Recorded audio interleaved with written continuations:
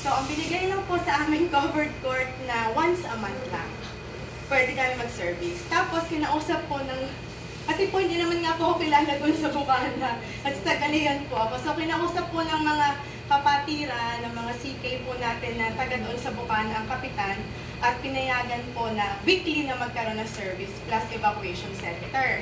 Yun po. Tapos, nung pong di kami po nagpe-prayer walk, simula po nung na-approve, 2 weeks po kaming kung ano-ano po ang ginagawa doon dahil sa parang namumusa po ang Lord. Natutuwa po ako, hindi naman po para itaas ang sarili ko, kundi para masabi ko lang na sa lahat po ng tao, pag iniisip ko, bakit po ako?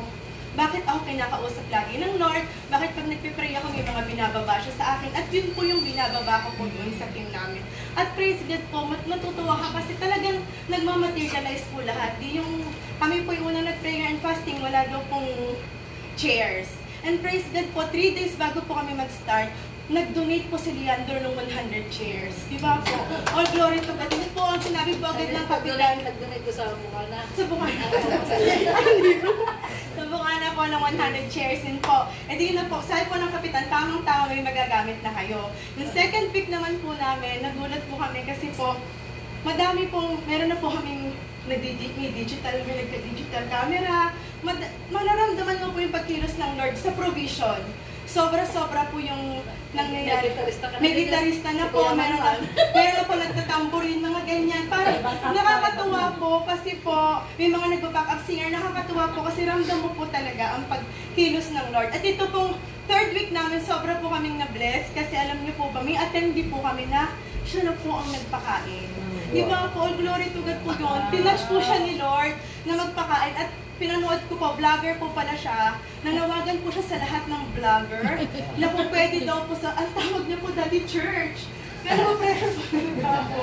Ang tawag niya, supportahan niyo po yung church namin. Nagpapakain po kami, mag-donate po kayo lagi para lagi po kami may makain. At alam niyo po ba, sa kabutihan po ng Lord ay, sinasabi ko nga po kay Pastora Arlene kanina na bukod po sa magandang place at pinrovide na po niya lahat, hanggang ngayon po, sa workers pa lang po, wala po akong ina-assign na ikaw dito, ikaw doon, ikaw doon. Sila po ang nagpupusa. Alam niyo po ba, hanggang November 9 na po, kami may food sponsor. Di ba po, all glory to God? Ramdam niyo po talaga yung pagkilos na Lord. At sobrang na-bless po yung kapitan kasi madami pong napunta na taga Bukana. Ang sabi po ng kapitan, wala po kaming binabayaran sa place. Libre po lahat kasi nabibless po daw yung kapitan. At ang sabi niya po, next year daw po ay ipapa-aircon niya. Yung po, sobra-sobra po yung pagkakataon. Pagkala mo Praise God.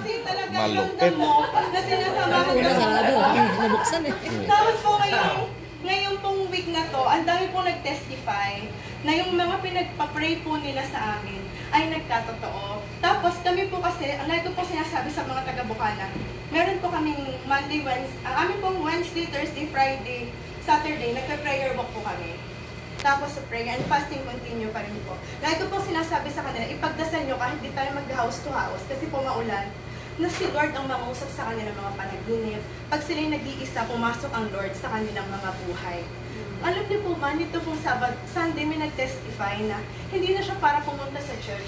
Kasi may malapit, may nag-open po na 2 pang born again church sa Bukana. Tinabihan po kami yung evacuation center. Tapos doon po sa bina-Bible study ko. Ngayon, sabi po nila, kinuha po nila yung mga anak namin na sila magtamborin doon, mag-singer. Kaya doon na po kami lagi nagsisimba. At sinabi daw po niya talaga na nakaraang linggo, kaya naman ako umatang dahil nahiya ako sa iyo, inimbita mo ako. Pero sinabi talaga namin na pag uwi namin, hindi na kami a-attend dahil nga doon na nga kami dahil nandun ang mga anak namin natayo. Pero alam mo ba, nung Sabado, nagpapanaginip sa akin ang Lord. Di ba po kumilos ang Lord? Sabi po doon ng Lord sa kanya, sumimba ka doon sa evacuation center lagi.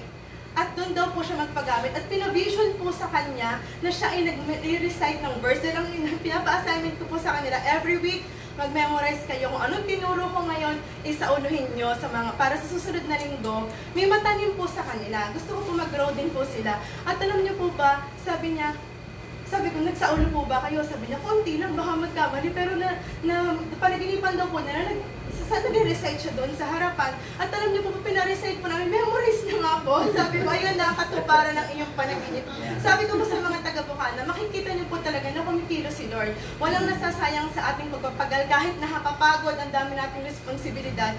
Para pag talaga ito ay kumilos para sa Diyos, talagang ang Diyos, tutulungan ka.